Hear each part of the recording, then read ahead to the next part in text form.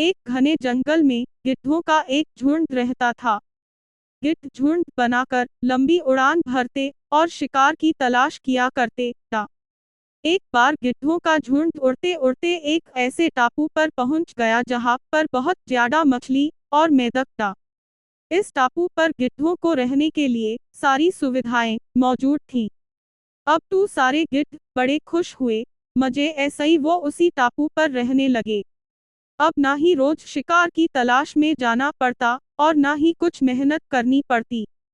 दिन रात गिद्ध बिना कोई काम किए मौज करते और आलस्य में पड़े रहते थे। उस झुंड में एक बूढ़ा गिद्ध भी था। बूढ़े गिद्ध को अपने साथियों की ऐसी दशा देखकर बहुत चिंता हुई। वो गिद्धों को चेतावनी देते हुए बोला, मित्रों, हम गिद्धों को ऊंची उड़ान और अचूक निशाने और उत्तम शिकारी के रूप में जाना जाता है।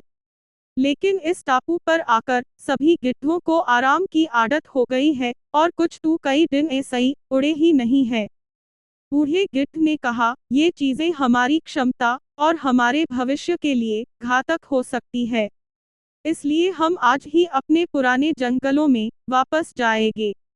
अब बाकी सारे गिद्ध उस बूढ़े गिद्ध की हंसी उड़ाने लगे कि ये बूढ़े हो चुके हैं, इनका दिमाग सही ऐसा ही काम नहीं कर रहा है। यहाँ हम कितनी मौज मस्ती ऐसा ही रह रहे हैं, वापस वहाँ जंगल में क्यों जाएं? ये कहकर सभी गिद्धों ने जाने ऐसा ही मना कर दिया। लेकिन बूढ़ा गिद्ध वापस चला गया। कुछ दिन बाद जंगल में रहते रहते एक दिन बूढ़े गिद्ध ने सोचा कि मेरा जीवन अब बहुत थोड़ा ही बचा है, तो क्यों ना अपने सगे लोगों ऐसा ही मिल लिया जाए।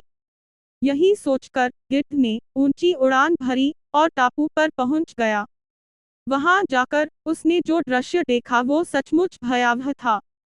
पूरे टापू पर एक भी गिद्ध जिंदा नहीं बचा था। चारों तरफ गिद्धों की लाश ही पड़ी थी। अचानक बूढ़े गिद्ध की नजर एक घायल गिद्ध पर पड़ी। उसने बताया कि यहाँ कुछ दिन पहले चीतों का एक झुंड आया था।